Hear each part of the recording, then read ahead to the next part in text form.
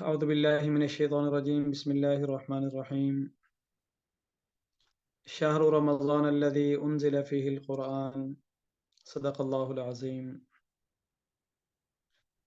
2024 اور 1445 ہجری کا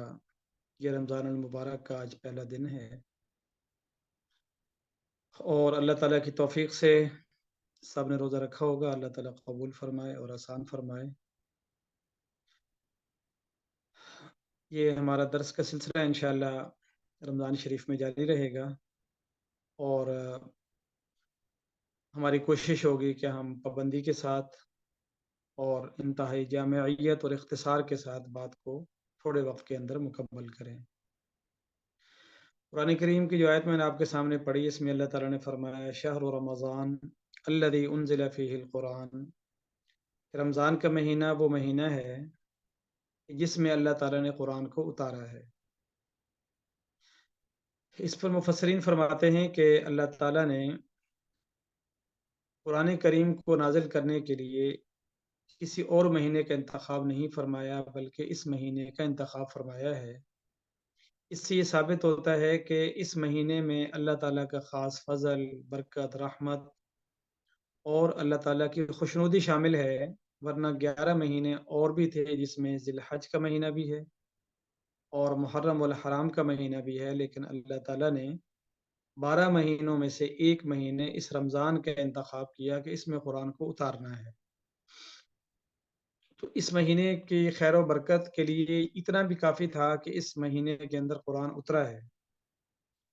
لیکن اللہ تعالیٰ نے اس میں اور بھی بے شمار برکتیں رکھ دیں۔ اس بنا پر اس مہینے کو ہمیں بڑا اہمیت والا مہینہ سمجھنا چاہیے، احترام والا مہینہ سمجھنا چاہیے،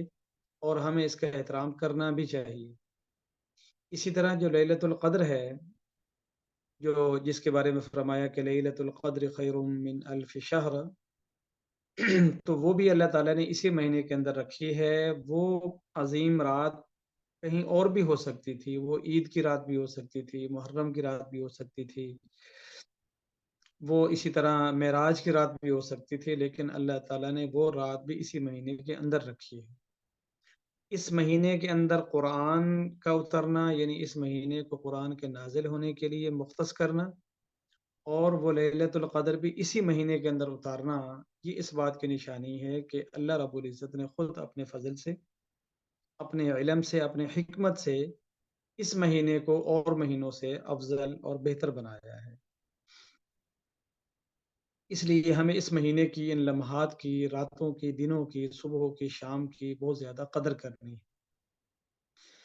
اس لیے آپ صلی اللہ علیہ وسلم کا یہ بھی فرمان ہے، ایک کتاب ہے حدیث پاک شعب الایمان،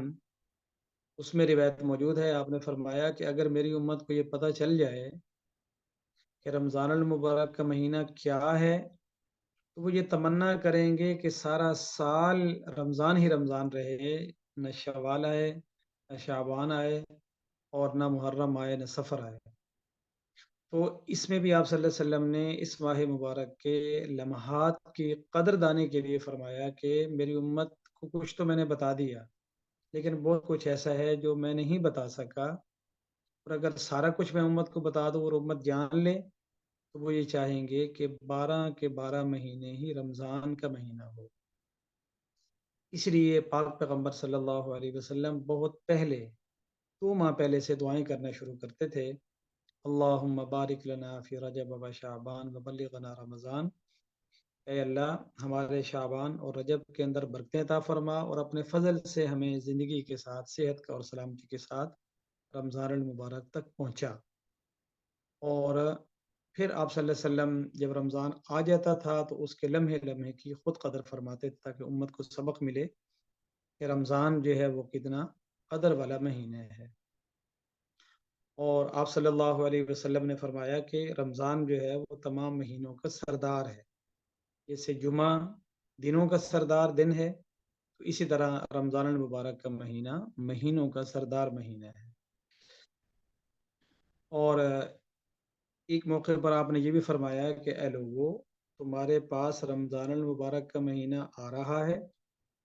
جو خیر اور برکت کا مہینہ ہے۔ اس لیے ہمیں یہ جان لینا چاہیے کہ آج ہم جو ہے وہ خیر اور برکت والے مہینے میں داخل ہو چکے ہیں۔ اب اپنے عمل سے ہم نے اس مہینے کو خیر اور برکت کے لیے اپنی زندگی کے لیے بنانا ہے، یعنی وہ ہے تو صحیح، لیکن ہماری ذات میں خیر اور برکت والا تب بنے گا جب ہم کوشش کر کے اس کو اپنے لیے برکت والا بنانے کی کوشش کریں گے تو یہی وجہ ہے کہ اللہ رب العزت اس مہینے کے اندر جنت کے دروازے کھول دیتے ہیں اور جہنم کے دروازے جو ہے وہ بند کروا دیتے ہیں۔ اب وہ کھلے دروازوں میں اپنے آپ کو داخل کرنا اور بند دروازے سے اپنے آپ کو بچانا یہ ہر انسان کا ذاتی کام ہے۔ اللہ کے فضل، مہربانی اور رحمت میں کوئی کمی نہیں ہے۔ تو آج ہمارا پہلا سبق ہے، اس لحاظ سے میں یہ چاہوں گا کہ ہمیں چند چیزیں آج کے دن کسی جگہ لکھ کر اپنے لیے طے کر لینی چاہیے۔ ان میں سے جو تو فرائض واجبات اور سنت موقدہ ہیں وہ تو اللہ تعالیٰ کی طرف سے طے شدہ ہیں ہی۔ اس حوالے سے ہم نے ایک کام یہ کرنا ہے کہ یہ طے کر لینا ہے، لکھ لینا ہے، عزم کر لینا ہے، اپنے اوپر پکا لازم کر لینا ہے۔ کل مغرب کی نماز باجماعت ہم نے پڑھی، پھر عشاء پڑھی، پھر اس کے بعد فجر پڑھی، تو اب عید کی رات تک اس مہینے میں خاص طور پر کوئی نماز بھی ایسی نہ ہو جو ہماری جماعت سے رہ جائے، یا اسی طرح جو ہماری مائیں بہنیں گھر میں پڑھتی ہیں تو وہ یہ پکا کر لیں کہ کوئی نماز ایسی نہیں ہوگی جو افضل وقت سے میرے سے آگے یا پیچھے ہو جائے۔ لہٰذا افضل وقت کے اندر جو ہے وہ گھر میں نماز پڑھیں گی ہماری بیٹیاں بہنیں، اور بھائی جو ہیں وہ سارے کے سارے اس بات کا التزام کر لیں گے کہ سحری جاتی ہے تو جائے، افطاری ہم سے کم ہوتی ہے یا چھوٹتی ہے تو چھوٹ جائے، لیکن ٹھیک وقت پر باجماعت پانچوں نمازیں انشاءاللہ مسجد میں جماعت کے ساتھ پڑھنی ہوں گی۔ اسی کے اندر وطر بھی ہیں، اور رمضان المبارک کے اندر وطر جو ہے وہ باجماعت پڑھے جاتے ہیں، لہٰذا چھٹی نماز جو باجماعت ہم پڑھیں گے پابندی کے ساتھ پورا مہینہ وہ تراویح کی ہو، وطر کی ہوگی۔ اب وطر کے علاوہ رمضان میں خاص طور پر جو ایک خاص نماز ہے وہ ہے تراویح کی، جو غیر رمضان میں چاہے بندہ روزہ بھی رکھے تو تراویح اس میں نہیں ہوتی، لہٰذا 20 رکعت نماز تراویح جو سنت موقدہ ہے وہ بھی ہم نے پابندی کے ساتھ کوشش کرنی ہے کہ ہر روز ہو، باجماعت ہو، بر وقت ہو، اور بہترین خشوع اور خضوع اور ذوق اور شوق کے ساتھ، اور اسی میں ہم نے کوشش کرنی ہے کہ پورا قرآن کریم ہم مسجد میں باجماعت تراویح کے اندر سنیں، اور اسی طرح بہنوں میں سے جو حفاظ ہوں ان کو بھی چاہیے کہ پابندی سے قرآن پاک پڑھیں، اور کم سے کم یہ ہے کہ عشاء کی نماز بر وقت پڑھنے کے بعد تراویح، اور تراویح کے بعد وطر صحیح ٹائم پر صحیح ذہن اور ذوق کے ساتھ اس کو ادا کریں۔ یہ رمضان المبارک کی قدردانی کا پہلا مرحلہ ہے۔ اگر خدا نخواستہ ہم فرائض بھی نماز کی یا اور چیزیں رمضان میں بھی چھوڑ رہے ہیں تو پھر وہ زمانہ کب آئے گا جب ہم اس کی پابندی کریں گے اور صحیح معنوں کے اندر جو ہے وہ پڑھنے والے بن جائیں گے۔ دوسرے نمبر پر جو نوافل ہیں جو سال بھر عام طور پر ہم نہیں پڑھ پاتے، اس کو بھی ہم پابندی کر لیں کہ رمضان میں کم سے کم انشاءاللہ ہم نے ادا کرنے ہی کرنے ہیں۔ ان میں سے ایک ہے تہجد کی نماز، وہ ہم سے 4 پڑھی جائیں، 6 پڑھی جائیں، 8 پڑھی جائیں، لیکن کوشش کرنی ہے کہ رمضان کی راتوں میں ہماری تہجد قضا نہیں ہونی چاہیے۔ اسی طرح اشراق ہے اور چاشت، ویسے تو سورج نکلنے کے تقریباً 15 منٹ کے بعد اشراق کا وقت شروع ہو جاتا ہے، لیکن اگر ہم اس وقت آرام کر رہے ہوں تو تھوڑا سا جس وقت اٹھتے ہیں کام کے لیے تو اسی وقت جو ہے وہ 2 رکعت نماز نفل اشراق اور 2 رکعت نماز نفل چاشت کی نیت سے پڑھ لیں، تو رمضان المبارک کے دن کو، روزے کے وقت کو ہم اس طریقے سے بابرکت اور قیمتی بنا لیں گے۔ اسی طریقے سے شام کے اندر مغرب کی نماز کے بعد اوابین کی 20 رکھتے ہیں تو وہ بھی ہم پابندی سے کوشش کریں کہ ہم پڑھیں، اور اسی طرح عام حالات کے اندر ہم فرض اور سنت موقدہ ادا کر کے وقت کو چلا رہے ہوتے ہیں۔ رمضان المبارک میں ہم نے پابندی کرنی ہے کہ سنت موقدہ تو ادا ہوں ہی ہوں، اس کے ساتھ ساتھ جو ہر نماز کے ساتھ سنت غیر موقدہ ہیں یا نوافل ہیں تو اس کا بھی ہم پورے طریقے سے اہتمام کریں اور اس کو پورے طریقے سے پڑھیں۔ اور یہ دوسرا مرحلہ ہے جو ہم رمضان المبارک کو قیمتی بنائیں گے۔ ایک فرائض واجبات سنت مؤکدہ پورے اہتمام اور پورے پابندی سے باجماعت گھر میں افضل وقت میں۔ نمبر دو، جو نماز میں نوافل کا مقدار ہے جو عام طور پر ہم سے چھوٹ جاتی ہے، اس میں تہجد ہے، اشراق ہے، اوابین وغیرہ ہے، اس کو ہم نے رمضان المبارک کے اندر اہتمام کرنا ہے کہ یہ ہم نے پڑھنی ہی پڑھنی ہے۔ تیسرے نمبر پر ہم اپنے اوقات میں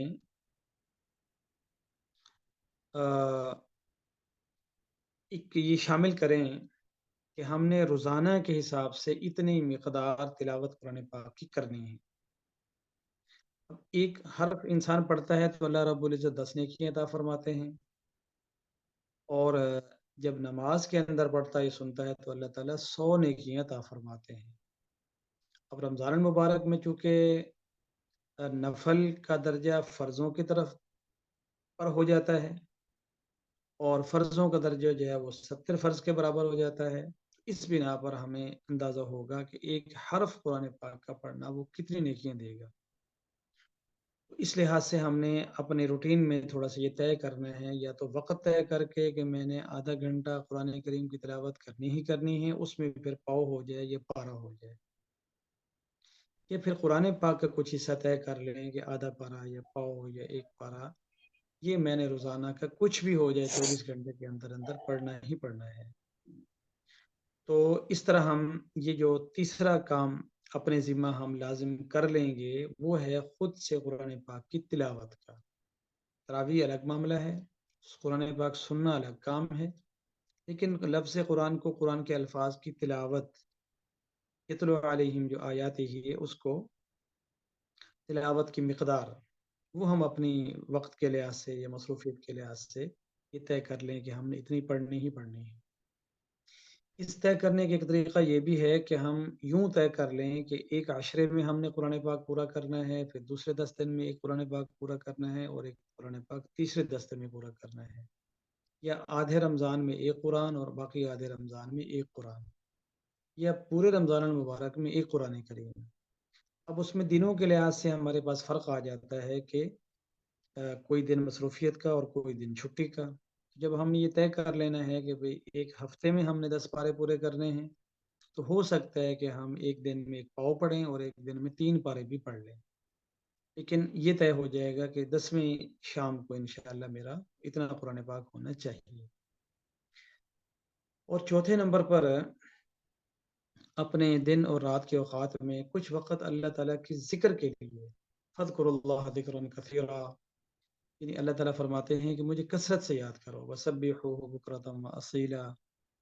تو اس وجہ سے جو اللہ کی یاد ہے، الا بذکر اللہ تطمئن القلوب، یہ باقاعدہ مقاصد میں سے ہے، ضروریات میں سے ہے، اور ہماری روح کی غذا ہے۔ اس لیے کچھ وقت جو ہے وہ اللہ کے ذکر کا، اللہ کی یاد کا، اللہ تعالیٰ کے اسماء کا، وہ لا الہ الا اللہ بھی ہو سکتا ہے، استغفر اللہ بھی ہو سکتا ہے، سبحان اللہ بھی ہو سکتا ہے، الحمدللہ بھی ہو سکتا ہے، اور اللہم صلی علی محمد وعلی آل محمد بھی ہو سکتا ہے۔ لیکن اس کے لیے ہم نے یہ مقدار یا وقت یہ طے کرنا ہے کہ میں نے جس طرح سحری کا ناغہ نہیں کرنا، افطاری کا ناغہ نہیں کرنا، پانی کا ناغہ نہیں کرنا، اسی طرح میں نے روح کی غذا ذکر کا ناغہ نہیں کرنا۔ تو ایک میں نے عرض کیا کہ فرائض واجبات کی بھرپور پابندی، اس کے بعد نماز کے جو نوافل ہیں، یہ سنت غیر موقدہ ہیں، اس کی باضابطہ پابندی، یعنی اس کو روٹین میں شامل کرنا ہے اور نوٹ کر لینا ہے۔ اور تیسرے نمبر پر جو ہے وہ قرآن پاک کی تلاوت، اور چوتھے نمبر پر اللہ تعالیٰ کا ذکر، یہ ہم نے اپنی روٹین میں آج سے باضابطہ شامل کر لینا ہے۔ اور پانچویں نمبر پر ہے دعا، کہ اللہ تعالیٰ سے باضابطہ طور پر بیٹھ کر صحیح طریقے سے خشوع سے خضوع سے جھک کر اللہ کے پاس جا کر دعا جو ہے وہ ہم نے پابندی سے مانگنی ہے، اور وہ تھوڑی سی زیادہ مقدار میں مانگنی ہے۔ یہ ایک ہے معمول کہ ہم نے نماز پڑھی اور اس کے بعد ہم نے تھوڑی سی دعا کر لی کہ اللہ قبول فرما، یا ہم نے سحری کی دعا پڑھ لی، یا افطاری کی دعا پڑھ لی، یہ نہیں، باقاعدہ طور پر اللہ کے سامنے جھک کر توجہ کے ساتھ دل اللہ کے ساتھ لگا کر اللہ تعالیٰ سے دعا مانگنی ہے۔ اللہ تعالیٰ جو ہے وہ حکم دیتا ہے کہ مجھ سے دعا مانگو، اور جو دعا نہیں مانگتا اللہ تعالیٰ اس سے ناراض ہوتے ہیں۔ تو اس میں بے شمار آیات بھی ہیں، بے شمار روایات بھی ہیں، لیکن ہم بات کے اختصار کے لیے جو کرنے کا کام ہے اس پر فوکس کر رہے ہیں۔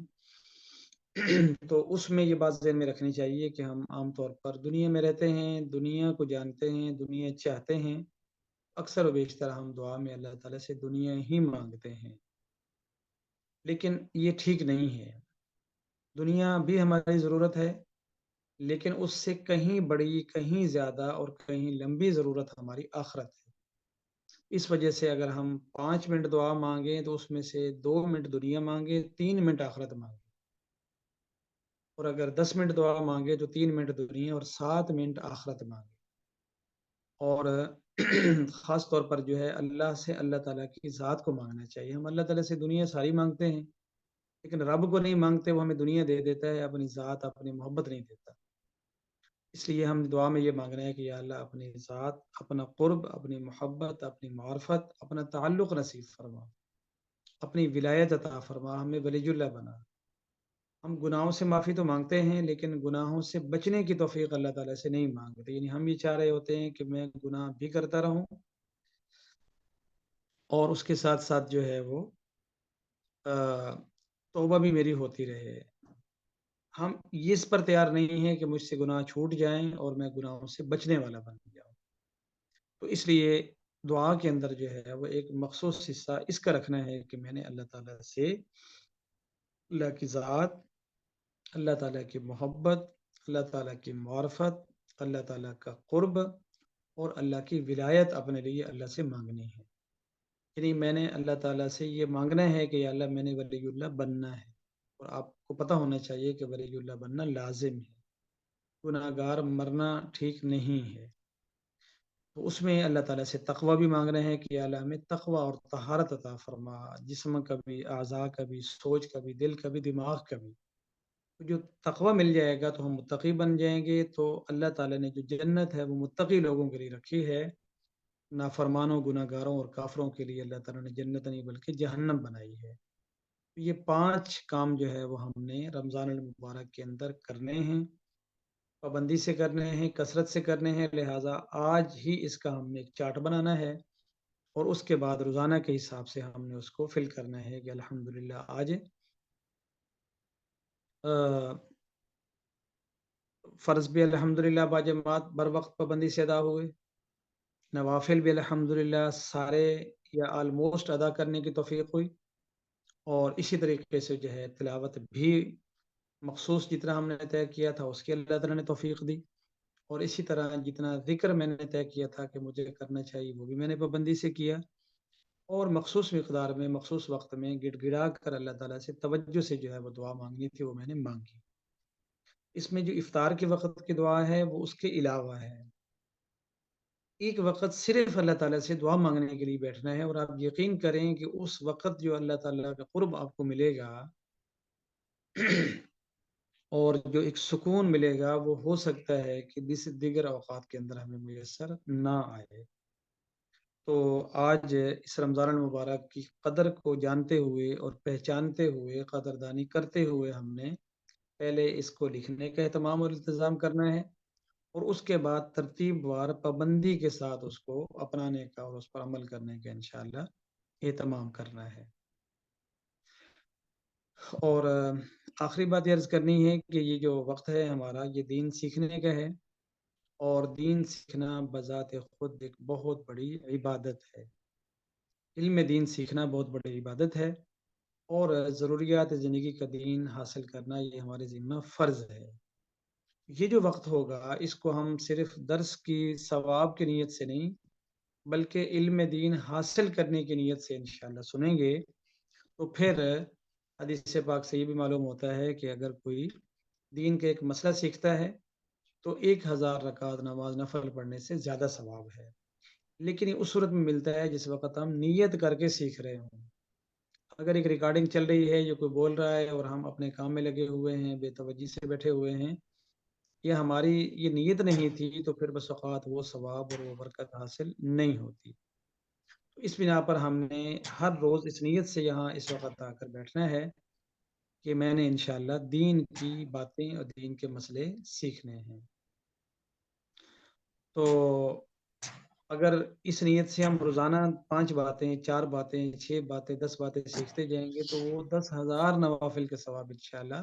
ہمارے نامہ اعمال میں آتا رہے گا. اور چونکہ رمضان المبارک میں ہر شے کی فضیلت اور اجر بڑھ جاتا ہے، اس بنا پر ہم اندازہ بھی نہیں کر سکتے کہ ہمارا یہ نشست جو ہے وہ کتنے اجر و ثواب کا باعث بنے گی. تو آج پہلا دن ہے، اسی پر ہم اکتفا کرتے ہیں. اللہ تعالی ہمیں رمضان المبارک کے لمحات کی قدر کرنے کی توفیق عطا فرمائے. السلام علیکم ورحمۃ اللہ وبرکاتہ. امید ہے آپ وعلیکم سب السلام. خیر و عافیت سے ہوں گے. اینڈ سب سے پہلے آپ کا بہت شکریہ کہ آپ نے اتنی اچھی باتیں بتائیں.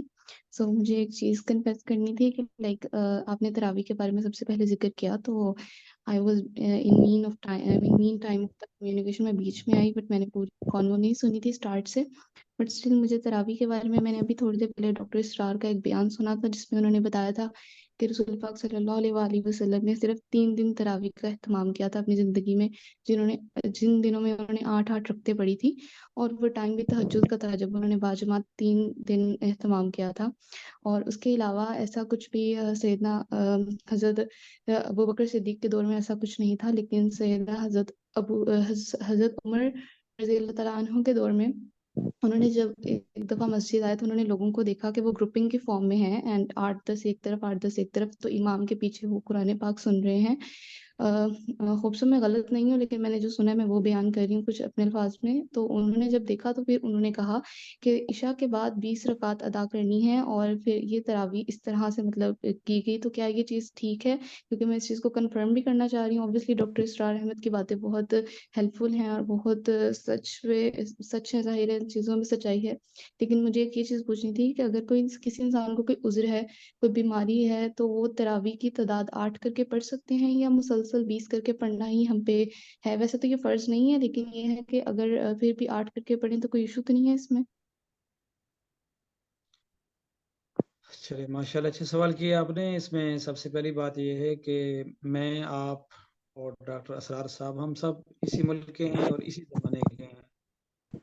ہماری چند سال ہماری عمر ہے، ہم سے کچھ زیادہ ان کی عمر تھی. کچھ اللہ تعالیٰ نے آپ کو علم دیا ہے اور کافی زیادہ ان کے پاس تھا. لیکن جو چیزیں صدیوں پہلے سے طے ہو چکی ہوں، صدیوں سے، آل آف دی ورلڈ، پوری دنیا میں سارے مسلمان صحابہ کرام کے زمانے سے لے کر قیام پاکستان سے پہلے تک جو کام کر رہے ہوں، تو میں اب مزید روزانہ کی بنیاد پر نہیں سوچنا پڑتا کہ کرنا چاہیے کہ نہیں کرنا چاہیے. تو لہٰذا جو دین تھا وہ صحابہ کرام کے زمانے میں مکمل ہو گیا، پھر تابعین، تبع تابعین، پھر علماء، صلحاء، آل آف دی ورلڈ جتنی تاریخ اسلام گزری ہے، تو جو باتیں صدیوں پہلے ہو چکی ہوں اس میں پھر ہر سال، ہر مہینے، ہر رمضان میں نئے سرے سے تحقیقات نہیں کی جاتی. اور رائے ہر انسان کی مختلف ہو سکتی ہے، لیکن ہم یہ دیکھیں گے کہ صحابہ کرام جو معیار حق ہیں، انہوں نے شریعت پر کس طرح عمل کیا ہے. میں یا میرے والد صاحب یا ڈاکٹر اسرار صاحب، ہم دین کا معیار نہیں ہیں. ہو سکتا ہے آنے والے زمانوں میں کئی اور ڈاکٹر آئیں اور ان کی کوئی اور رائے بھی ہو. کوئی زمانہ ایسا بھی آئے گا کہ فرض نماز کے بارے میں بھی کسی ڈاکٹر صاحب کی رائے اور ہو جائے گی. اس لیے یہ دیکھنا ہے کہ بھائی صحابہ کرام جو معیار حق ہیں، اور اصحابی کالنجوم بأیہم اقتدیتم اہتدیتم آ گیا. پھر اب آپ ہمارا لاہور، کراچی، سیلان والی، ساہیوال اور دلی، حیدرآباد، دکن پر ہم نہیں جائیں گے، بلکہ وہیں پر ٹھہر جائیں گے جہاں صحابہ کرام تھے. اور پوری دنیا کے مسلمان صدیوں سے جس دین پر چل رہے ہیں وہ بھی ایک رائے ہے، اور میں اور 5-6 ہم مل کر یہ بھی ایک رائے ہے. اب ہم 5-6 کو چھوڑ دیے کریں، ان لاکھوں کو نہ چھوڑا کریں جو پیغمبر کے زمانے کے ہیں. یہ پوائنٹ 1 ہو گیا. اور دوسرا پوائنٹ یہ ہے کہ ہم کمزور ہیں، تو ہم سے کبھی کوئی کام کم ہو جاتا ہے یا نہیں بھی ہو جاتا تو اس پر شریعت کو نہیں توڑنا ہوتا، اس کو اپنی جگہ اسی طرح برقرار رکھیں گے کہ بھائی حق وہی ہے کہ ہم ہر شے پوری کریں۔ لیکن آپ سے یا مجھ سے کسی دن فرض کریں فرض نماز بھی رہ جاتی ہے، تو ہم اب مسئلہ یوں نہیں پوچھیں گے کہ کسی دن میں اگر انتہائی مصروف ہوں، کیا ظہر کی 2 رکعتیں کر لوں؟ نہیں، چھوڑ دیں اس کو۔ ہمیں پوری کوشش کرنی چاہیے، خدا نخواستہ کسی دن ہم مریض ہو گئے، بیمار ہو گئے، تو قضا ہو گئی تو ادا کر لیں، بعد میں قضا کر لیں، اور رہ گئی یا